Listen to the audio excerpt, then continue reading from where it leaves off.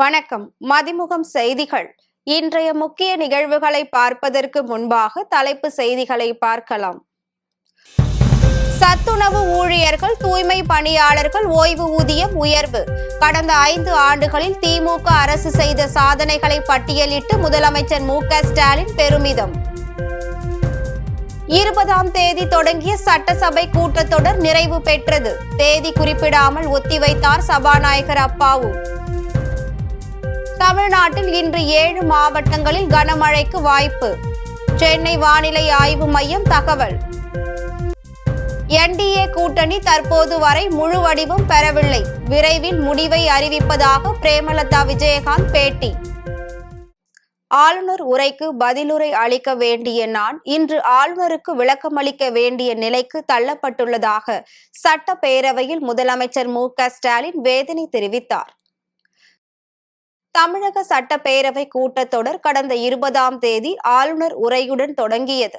முதலில் தேசிய கீதம் பாடப்படவில்லை என கூறி ஆளுநர் தனது உரையை வாசிக்காமல் அவையில் இருந்து வெளியேறினார். தொடர்ந்து 3 நாட்கள் அவை செயல்பட்ட நிலையில் சட்டப்பேரவையில் ஆளுநர் உரைக்கு நன்றி தெரிவிக்கும் தீர்மானம் மீது முதலமைச்சர் மு.க.ஸ்டாலின் பதிலுரையில் பேசினார். முதலமைச்சரின் உரையை எதிர்க்கட்சியான அதிமுக புறக்கணித்தது.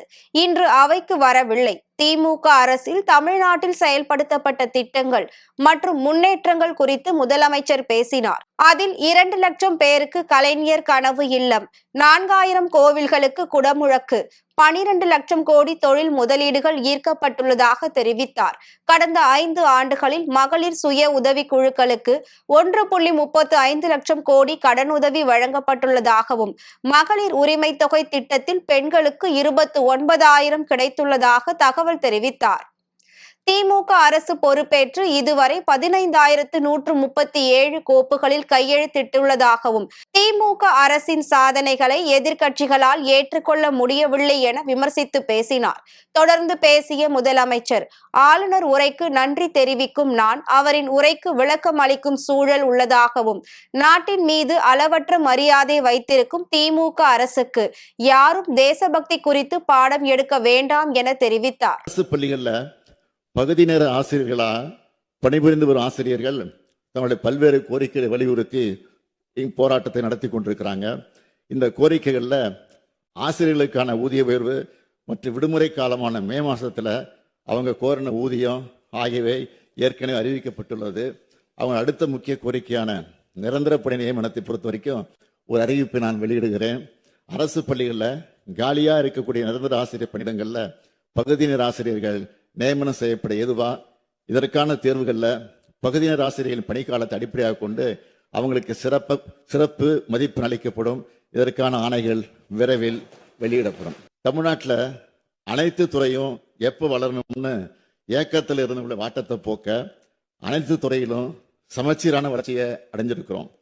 பெரிய நகரங்களுக்கு மட்டும்தான் தொழிற்சாலைகளா, பாலங்களா, சாலைகளா, நூலகங்களா, கல்லூரிகளா, உட்கட்டமைப்பு வசதிகளான்னு சலிப்போடு கேட்டதை மாற்றி எல்லா பகுதிகளுக்கும், அனைத்து பகுதிகளுக்கும், அனைத்து மாவட்டங்களுக்கும் அனைத்தையும் கொண்டு சென்றிருக்கிறோம்.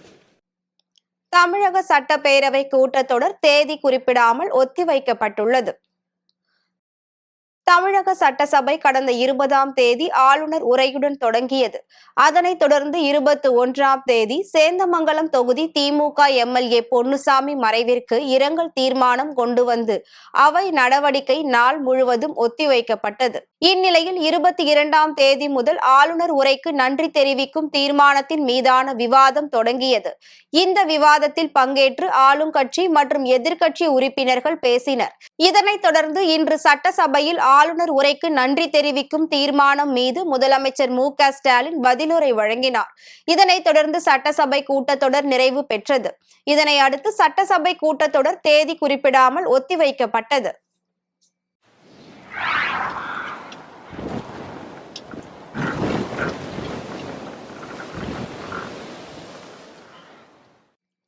தமிழ்நாட்டில் இன்று 7 மாவட்டங்களில் மழைக்கு வாய்ப்பிருப்பதாக சென்னை வானிலை ஆய்வு மையம் தெரிவித்துள்ளது.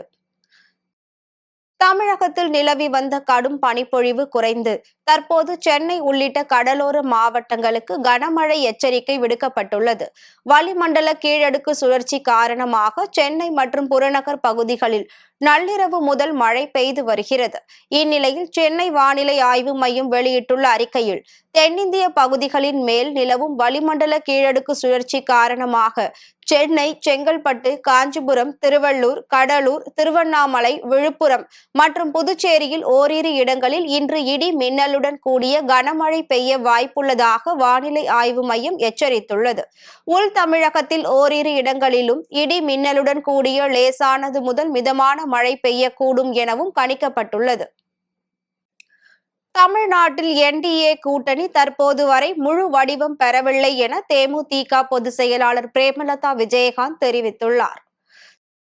சட்டசபை தேர்தலை ஒட்டி என்டிஏ கூட்டணியின் முதல் பிரச்சார கூட்டம் மதுராந்தகத்தில் நேற்று நடைபெற்றது. இந்த பொதுக்கூட்டத்தில் பிரதமர் மோடி, எடப்பாடி பழனிசாமி, அன்புமணி, டிடிவி தினகரன் உள்ளிட்ட பல்வேறு கூட்டணி கட்சி தலைவர்கள் பங்கேற்றனர். இதில் அதிகம் எதிர்பார்க்கப்பட்ட தேமுதிக பொதுச் செயலாளர் பிரேமலதா விஜயகாந்த் பங்கேற்கவில்லை. இந்நிலையில் சென்னையில் செய்தியாளர்களை சந்தித்த பிரேமலதா விஜயகாந்த் தமிழ்நாட்டு மக்களுக்கு நல்லது நடக்கும் வகையில் தேமுதிக தனது முடிவை அறிவிக்கும் என தெரிவித்தார். என்டிஏவுடன் இன்னும் பல கட்சிகள் கூட்டணி குறித்து பேசிக்கொண்டு இருப்பதால் தற்போது வரை தமிழ்நாட்டில் என்டிஏ கூட்டணி முழு வடிவம் பெறவில்லை என தெரிவித்தார்.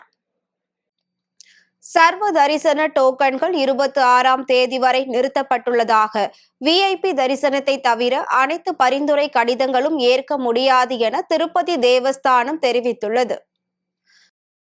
திருப்பதியில் தரிசனத்திற்கு வரும் பக்தர்களின் கூட்டம் நேற்று முதல் அதிகரித்து காணப்பட்டது.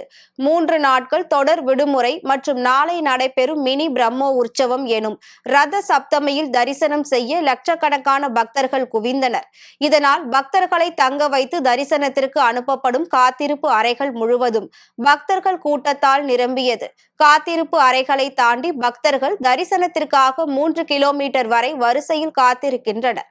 திருப்பதியில் கடும் குளிர் வீசுவதால் வரிசையில் தரிசனத்திற்கு காத்திருக்கும் முதியவர்கள், குழந்தைகள், பெண்கள் குளிரில் நடுங்கியபடி அவதி அடைந்து வருகின்றனர். நேரடி இலவச தரிசனத்தில் வந்த பக்தர்கள் 24 மணி நேரம் காத்திருந்து தரிசனம் செய்தனர். இந்நிலையில் இன்று முதல் 26ஆம் தேதி வரை சர்வ தரிசன டோக்கன்கள் வழங்கப் போவதில்லை என்றும், விஐபி தரிசனத்தை தவிர அனைத்து பரிந்துரை கடிதங்களும் நாளை ஏற்க முடியாது என தேவஸ்தானம் தெரிவித்துள்ளது. திமுக அரசை கண்டித்து வேலூரில் 27ஆம் தேதி ஆர்ப்பாட்டம் நடைபெறும் என எடப்பாடி பழனிசாமி அறிவித்துள்ளார். அதிமுக பொதுச் செயலாளர் எடப்பாடி பழனிசாமி வெளியிட்டுள்ள அறிக்கையில், குடியாத்தம் நகரில் கட்டப்பட்டுள்ள புதிய அரசு தலைமை மருத்துவமனையை திறந்து வைக்காமல் காலம் தாழ்த்தி வரும் திமுக அரசு மற்றும் குடியாத்தம் நகராட்சி நிர்வாகத்தை கண்டித்து 27ஆம் தேதி குடியாத்தம் அருகே மாபெரும் கண்டன ஆர்ப்பாட்டம் நடைபெறும் என தெரிவித்துள்ளார். சென்னையில் இன்று ஆபரண தங்கத்தின் விலை சவரனுக்கு 560 ரூபாய் உயர்ந்து 1,16,960 ரூபாய்க்கு விற்பனையாகிறது. தொடர்ந்து உயர்ந்து வரும் தங்கம் விலை வரலாறு காணாத புதிய உச்சத்தை எட்டியுள்ளது. அதன்படி சென்னையில் இன்று 22 கேரட் ஆபரண தங்கத்தின் விலை கிராமிற்கு 70 ரூபாய் உயர்ந்து 14,620 ரூபாய்க்கும், சவரனுக்கு 560 ரூபாய் உயர்ந்து 1,16,960 ரூபாய்க்கும் விற்பனை செய்யப்படுகிறது. அதேபோல் வெள்ளியின் விலையும் கிராமிற்கு 10 ரூபாய் உயர்ந்து 1 கிராம் வெள்ளியின் விலை 355 ரூபாய்க்கும், 1 கிலோ வெள்ளியின் விலை 3,55,000 ரூபாய்க்கும் விற்பனை செய்யப்படுகிறது. வேலூரில் சுதந்திர போராட்ட தியாகிகள் குறைதீர்வு கூட்டத்திற்கு முதன்மை அதிகாரிகள் கட்டாயம் வர வேண்டும் என்று மாவட்ட ஆட்சியர் உத்தரவிட்டார். வேலூர் மாவட்டம் சத்துவாச்சாரியில் உள்ள சுதந்திர போராட்ட தியாகிகளின் வாரிசுகள் மற்றும் குடும்பங்களுக்கான குறைதீர்வு கூட்டம் மாவட்ட ஆட்சியர் சுப்புலட்சுமி தலைமையில் நடைபெற்றது. இதில் அனைத்து சுதந்திர போராட்ட தியாகிகளின் குடும்பங்களுக்கும் வீட்டுமனை பட்டா வழங்கவும், மருத்துவ வசதிகளை ஏற்படுத்தி தரவும், இலவச பயண அட்டைகள் வழங்க வேண்டும் உள்ளிட்ட கோரிக்கைகள் வலியுறுத்தப்பட்டது. ஆனால் இக்கூட்டத்திற்கு முதன்மை அதிகாரிகள் வராததால் குறைகளை தீர்க்க முடியவில்லை எனவும், இனிவரும் குறைதீர்வு கவனஈர்வு கூட்டத்தில் கட்டாயமாக முதன்மை அதிகாரிகள் கலந்து கொள்ள வேண்டும் என மாவட்ட ஆட்சியர் உத்தரவிட்டுள்ளார். நாகை மாவட்டம் வேளாங்கண்ணியில் காவல்துறை மற்றும் லயன்ஸ் கிளப் சார்பில் இருசக்கர வாகனத்தில் தலைக்கவசம் அணிவது குறித்த விழிப்புணர்வு பேரணி நடைபெற்றது. நாகப்பட்டினம் மாவட்டத்தில் வேளாங்கண்ணி காவல்துறை, போக்குவரத்து காவல்துறை மற்றும் வேளாங்கண்ணி லயன்ஸ் சங்கம் சார்பில் தலைக்கவசம் அணிவது குறித்து விழிப்புணர்வு பேரணி நடைபெற்றது. இதனை வேளாங்கண்ணி உட்கோட்டம் காவல் துணை கண்காணிப்பாளர் நிக்சன் கொடியசைத்து துவக்கி வைத்தார். அப்போது இருசக்கர வாகனத்தில் செல்லும் போது கட்டாயம் தலைக்கவசம் அணிய வேண்டும் என பொது மக்களுக்கும் வாகன ஓட்டிகளுக்கும் ஒலிபெருக்கி மூலம் விழிப்புணர்வை ஏற்படுத்தினர். மேலும் விழிப்புணர்வு வாசகங்கள் அடங்கிய துண்டு பிரசுரங்கள் விநியோகம் செய்யப்பட்டது. இந்த பேரணியில் 100க்கும் மேற்பட்ட தலைக்கவசம் அணிந்து இருசக்கர வாகனத்தில் சென்றனர். மயிலாடுதுறையில் ஸ்ரீ பிரசன்ன சின்ன மாரியம்மன் கோவிலில் 8ஆம் ஆண்டு திருவிளக்கு பூஜை வெகு விமர்சையாக நடைபெற்றது. மயிலாடுதுறையில் பிரசித்தி பெற்ற ஸ்ரீ பிரசன்ன சின்ன மாரியம்மன் கோவிலில் ஆண்டுதோறும் தை மாதம் 2வது வெள்ளிக்கிழமை விளக்கு பூஜை நடைபெறுவது வழக்கம். அந்த வகையில் 8ஆம் ஆண்டு நடைபெற்ற திருவிளக்கு பூஜையில் பெண்கள் 108 திருவிளக்குகள், காமாட்சி விளக்குகள் வைத்து பூஜை செய்து வழிபாடு நடத்தினர். முன்னதாக சுவாமி அம்பாளுக்கு சிறப்பு அபிஷேக ஆராதனைகள் நடைபெற்றது. இவ்விழாவில் ஏராளமானோர் பங்கேற்று சுவாமி தரிசனம் செய்து வழிபட்டனர். பின்னர் பக்தர்களுக்கு அன்னதானம் வழங்கப்பட்டது.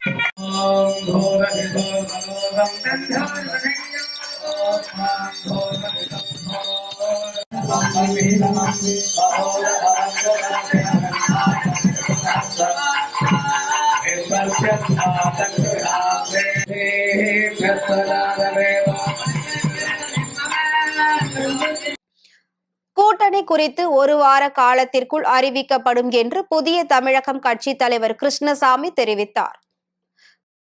கோவையில் புதிய தமிழகம் கட்சி தலைவர் கிருஷ்ணசாமி செய்தியாளர்களை சந்தித்து பேசினார். 2026ஆம் ஆண்டு சட்டமன்ற தேர்தலை முன்னிட்டு அனைத்து அரசியல் கட்சிகளும் தங்களது தேர்தல் பணிகளை முன்கூட்டியே துவங்கிவிட்டதாக தெரிவித்தார். அதன் அடிப்படையில் புதிய தமிழகம் கட்சியும் கடந்த 2 ஆண்டுகளாக ஆயிரக்கணக்கான கிராமங்களில் கொடியேற்றி கட்சியின் கட்டமைப்பை வலுப்படுத்தி வருவதாக கூறினார். மேலும் மதுரையில் 7வது மாநில மாநாட்டை வெற்றிகரமாக நடத்தியுள்ளதாகவும் சட்டமன்ற தேர்தலுக்கான வியூகங்கள் குறித்து விரைவில் அறிவிக்கப்படும் என்றும் தெரிவித்தார். கடந்த 7ஆம் தேதி அன்று மதுரையில புதிய தமிழகம் கட்சியினுடைய 7வது மாநில மாநாட்டை சிறப்பாகவும் நடத்தினோம். அந்த மாநாட்டிலேயே நாங்கள் சட்டமன்ற தேர்தலுக்கான வியூகத்தை விரைவிலே அறிவிப்போம். குறிப்பாக புதிய தமிழகம் கட்சியினுடைய மாநில உயர்மட்ட குழு ஒரு 80 பேர் கொண்ட ஒரு குழு நியமிக்கப்பட்டிருக்கிறது. அந்த குழுவில அவருடைய கருத்துக்களை கேட்டும், அதே போல ஒன்றிய செயலாளர்கள், மாவட்ட செயலாளர்கள் உடைய கருத்துக்களை கேட்டும் அறிவிப்போம் என்றும் நாங்கள் தெரிவித்திருந்தோம். ஈரோடு மாவட்டம் தாளவாடி அருகே விளை நிலங்களுக்குள் புகுந்த காட்டு யானையை வனத்துறையினர் வனப்பகுதிக்குள் விரட்டினர். ஈரோடு மாவட்டம் சத்தியமங்கலம் புலிகள் காப்பகம் வனப்பகுதியில் யானைகளின் நடமாட்டம் அதிக அளவில் காணப்படுகின்றன. இந்நிலையில் தாளவாடி வனப்பகுதியில் இருந்து வெளியேறிய காட்டு யானைகள் விவசாய நிலங்களுக்குள் நுழைந்து நெல், வாழை, தென்னை, பாக்கு, மரவள்ளி கிழங்கு உள்ளிட்ட விவசாய பயிர்களை சேதப்படுத்தி வருகிறது. இதனால் பாதிப்படைந்த விவசாயிகள் வனத்துறையினருக்கு தகவல் தெரிவித்தனர். தகவலின் அடிப்படையில் சம்பவ இடத்திற்கு சென்ற வனத்துறையினர் யானை விரட்டும் குழுவினர் மற்றும் வேட்டை தடுப்பு காவலர்கள் சைரன் வாகனத்தின் உதவியுடன் காட்டு யானையை அடர்ந்த வனப்பகுதிக்குள் விரட்டினர். இதனைத் தொடர்ந்து காட்டு யானைகள் ஊருக்குள் நுழைவதை தடுக்கும் வகையில் வனத்துறையினர் அப்பகுதியில் சோதனை பணியில் ஈடுபட்டுள்ளனர். கடலூர் மாவட்டம் காட்டுமன்னார் கோவில் அருகே பெண் ஒருவர் பட்டப்பகலில் வீடு புகுந்து மிக்சியை திருடி செல்லும் சிசிடிவி காட்சி வெளியாகி பரபரப்பை ஏற்படுத்தியுள்ளது. காட்டுமன்னார் கோவில் அடுத்துள்ள சென்னிநத்தம் பகுதியில் வசித்து வருபவர் ஆசிரியர் திருநாவுக்கரசு. இவரது வீட்டில் தூய்மை பணி நடைபெற்றுக் கொண்டிருந்த நிலையில் தேவையில்லாத பொருட்களை அப்புறப்படுத்தி வீட்டை சுத்தம் செய்யும் பணியில் குடும்பத்தினர் ஈடுபட்டிருந்தனர். அப்போது வீட்டின் முன்பக்க நுழைவு வாயில் வழியாக வந்த பெண் ஒருவர் வராண்டாவில் அடுக்கி வைத்திருந்த பொருட்களை நோட்டமிட்டு அங்கிருந்த மிக்சியை திருடி சென்றார். பின்னர் சிசிடிவி காட்சிகளை ஆய்வு செய்த போது பெண் ஒருவர் மிக்சியை தூக்கி செல்வது குறித்த காட்சிகள் பதிவாகி இருந்ததை கண்டு குடும்பத்தினர் அதிர்ச்சி அடைந்தனர். மேலும் வீட்டின் முன் நடமாடும் இது போன்றவர்களிடம் எச்சரிக்கையாக இருக்க வேண்டும் என பதிவு செய்து அந்த சிசிடிவி காட்சிகளை இணையத்தில் வெளியிட்டுள்ளனர். ரீரிலீஸ் செய்யப்பட்ட மங்காத்தா படம் இந்திய அளவில் 5 கோடி வசூலை தாண்டி உள்ளதாக தகவல் வெளியாகியுள்ளது. வெங்கட் பிரபு இயக்கத்தில் நடிகர் அஜித்குமார் நடித்த மங்காத்தா படம் கடந்த 2011ஆம் ஆண்டு வெளியாகி நல்ல வரவேற்பை பெற்றது. இந்நிலையில் 15 ஆண்டுகளுக்கு பிறகு மங்காத்தா திரைப்படம் நேற்று திரையரங்குகளில் ரீரிலீஸ் செய்யப்பட்டது. இதனை ரசிகர்கள் உற்சாகமாக கொண்டாடி வருகின்றனர். ரீரிலீஸ் செய்யப்பட்ட மங்காத்தா படம் தமிழ்நாட்டில் மட்டும் நேற்று 4.65 கோடி வசூலித்துள்ளதாகவும் இந்திய அளவில் 5 கோடி வசூலை தாண்டி உள்ளதாகவும் கூறப்படுகிறது. இதுவரை ரீரிலீஸ் செய்யப்பட்ட திரைப்படங்களில் விஜய் நடித்த கில்லி படம் ரூபாய் 4.23 கோடி வசூலித்து அதிக வசூல் சாதனை படைத்திருந்தது. தற்போது அந்த சாதனையை மங்காத்தா படம் முறியடித்துள்ளதாக தகவல் வெளியாகியுள்ளது. அமெரிக்காவில் உறைபனி ஏற்பட்டு கடுமையான பாதிப்பை சந்தித்து வரும் நிலையில் அங்கு பனிப்புயல் வீசவிருப்பதாக வானிலை ஆய்வு மையம் எச்சரித்துள்ளது.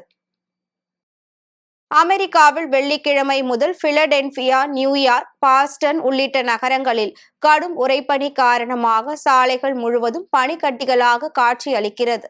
இதனால் சாலைகள் போக்குவரத்திற்கு அச்சுறுத்தலாக மாறியிருப்பதோடு பல இடங்களில் பனிமழை பெய்து வருகிறது. உறைபனி, பனிமழை மற்றும் பனிப்புயல் காரணமாக பல அமெரிக்க மாகாணங்கள் அவசர நிலையை அறிவித்துள்ளன. இந்நிலையில் பனிப்புயல் காரணமாக நீண்ட நேரத்திற்கு மின்தடை உள்ளிட்ட அபாயங்கள் ஏற்படும் என்றும் மக்கள் பாதுகாப்பாக இருக்கவும் அறிவுறுத்தப்பட்டுள்ளது. மேலும் கடுமையான உறைபனி காரணமாக பல்வேறு உடல்நல பாதிப்புகள் ஏற்படுவதாக அப்பகுதி மக்கள் தெரிவித்துள்ளனர். மீண்டும் தலைப்புச் செய்திகள். சத்துணவு ஊழியர்கள், தூய்மை பணியாளர்கள் ஓய்வு ஊதியம் உயர்வு. கடந்த 5 ஆண்டுகளில் திமுக அரசு செய்த சாதனைகளை பட்டியலிட்டு முதலமைச்சர் மு.க. ஸ்டாலின் பெருமிதம். 20ஆம் தேதி தொடங்கிய சட்டசபை கூட்டத்தொடர் நிறைவு பெற்றது. தேதி குறிப்பிடாமல் ஒத்திவைத்தார் சபாநாயகர் அப்பாவு. தமிழ்நாட்டில் இன்று 7 மாவட்டங்களில் கனமழைக்கு வாய்ப்பு. சென்னை வானிலை ஆய்வு மையம் தகவல். என்டிஏ கூட்டணி தற்போது வரை முழு வடிவம் பெறவில்லை. விரைவில் முடிவை அறிவிப்பதாக பிரேமலதா விஜயகாந்த் பேட்டி.